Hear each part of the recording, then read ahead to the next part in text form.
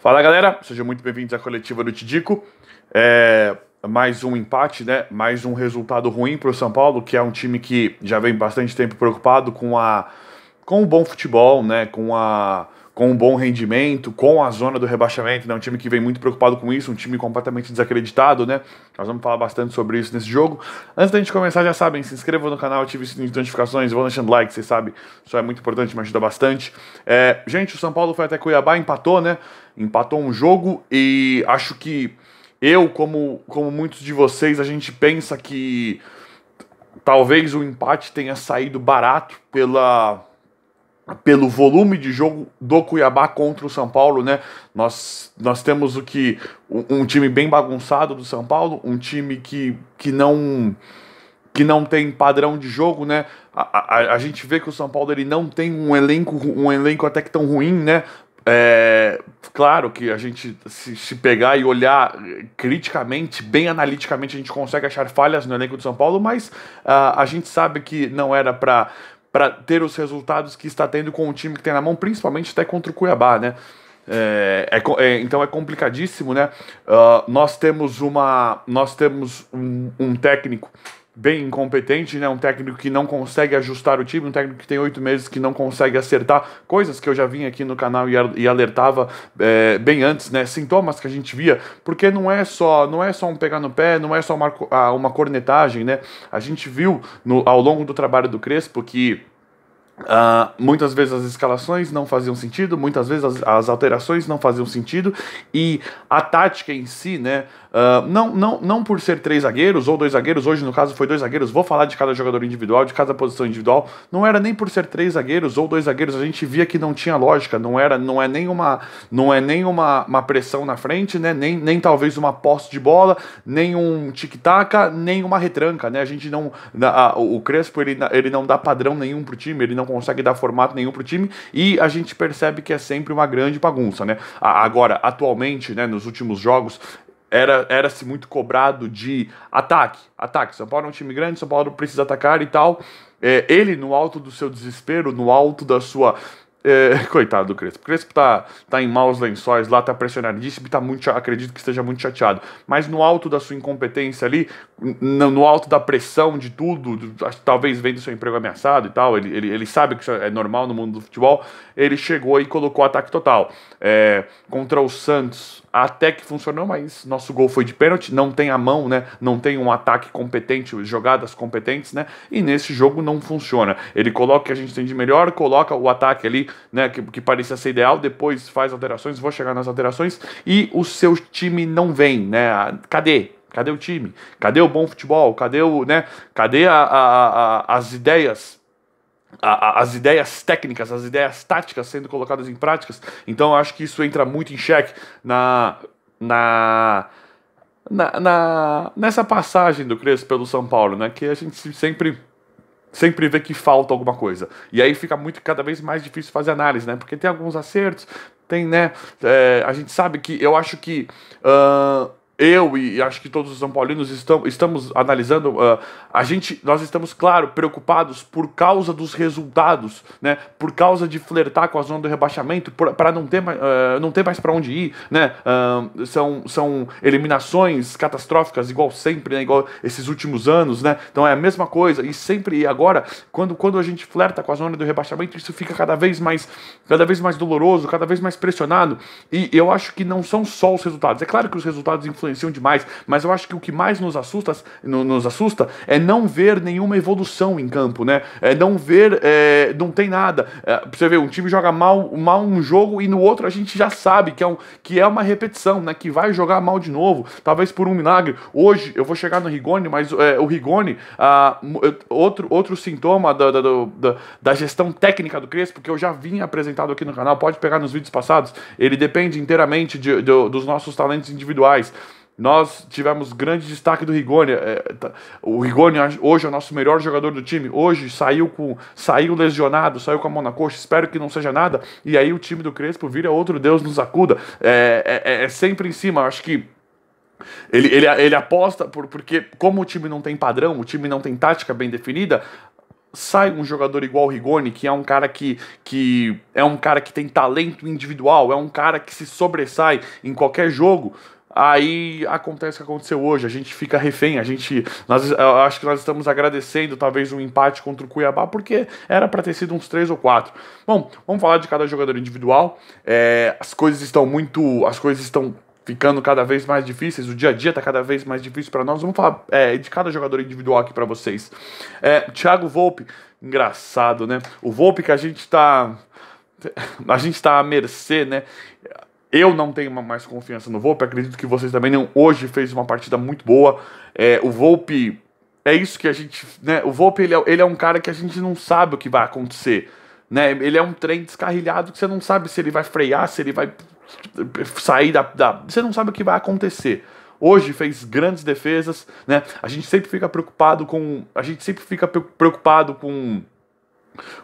ele entregar um gol, né? A gente sabe que ele já é um goleiro que falhou bastante, mas nesses últimos jogos tem vindo bem. Hoje salvou o São Paulo, nada, né? Teve boas saídas, teve boas defesas, muito bem legal.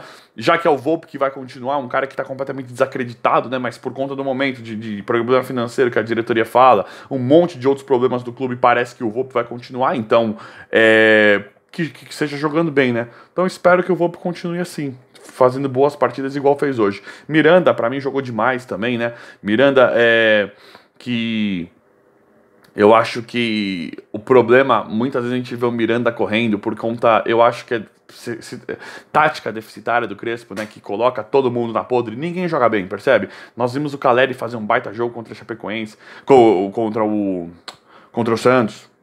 Vimos o Caleri fazer um baita de um jogo, é um cara que tem muita presença de área, mas falta, né, em todos os momentos falta liga, né, falta liga, falta a bola chegar melhor, falta chegar mais redondo, tá todo mundo sempre correndo muito atrás, e aí fica difícil. Muitos falam, Tidico, o elenco que é muito ruim. Então, eu concordo que o elenco não é o ideal, mas eu acho que daria para fazer mais coisas com o que nós temos na mão, falando nível Brasil, falando futebol brasileiro. Então, Miranda pra mim foi muito bem. O Léo apagado, mas apagado. O Léo acho que caiu um pouquinho de rendimento, apagado, mas acho que não comprometeu. O Léo acho que é o cara que a gente pode imaginar que se o time estivesse jogando bem, o Léo não atrapalharia. Claro que não é um grande zagueiro, longe disso, mas eu acho que também não é um cara que seja tão ruim ali na zaga pela esquerda, tá? Eu acho que se você tem um time equilibrado, eu acho que daria pra manter. Acho que você não precisa de 11 craques, ainda mais aqui no Brasil. A gente aponta o Flamengo lá com Rodrigo Caio, Gustavo Henrique, né? Caras que eu acho péssimo, mas enfim. Vamos lá.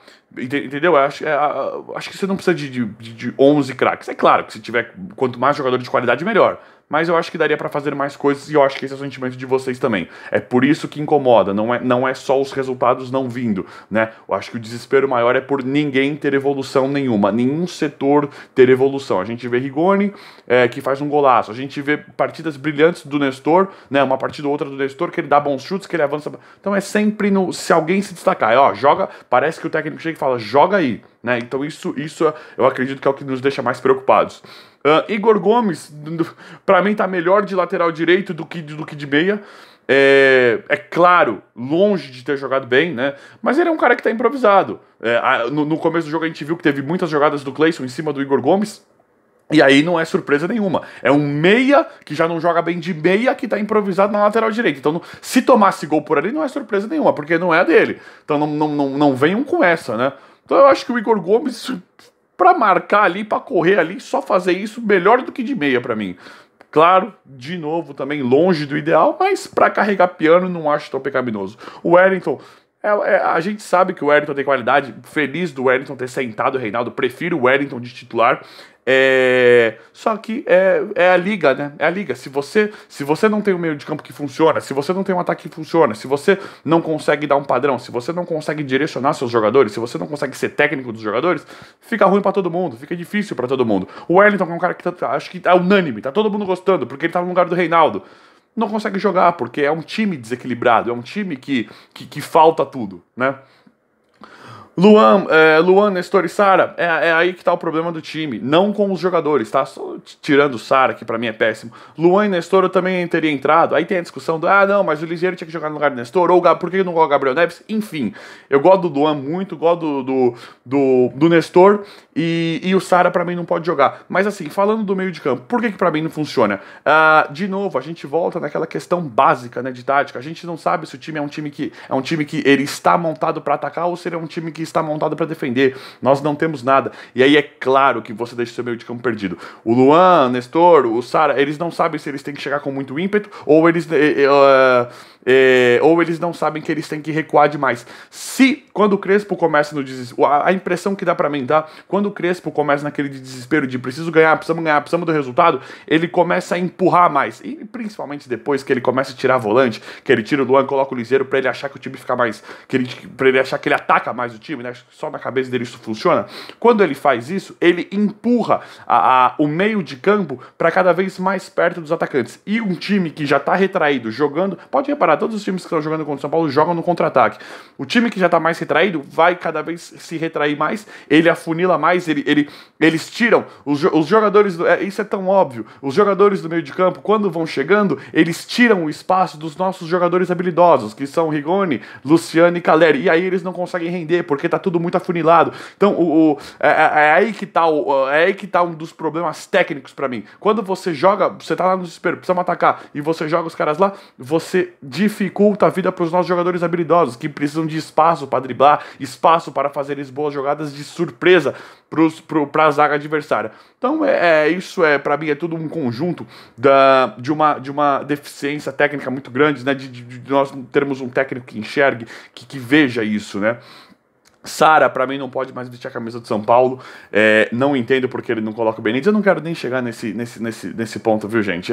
Já chegou a ser desgastante, porque a gente vê que o Sara não cria jogada, não faz nada, né?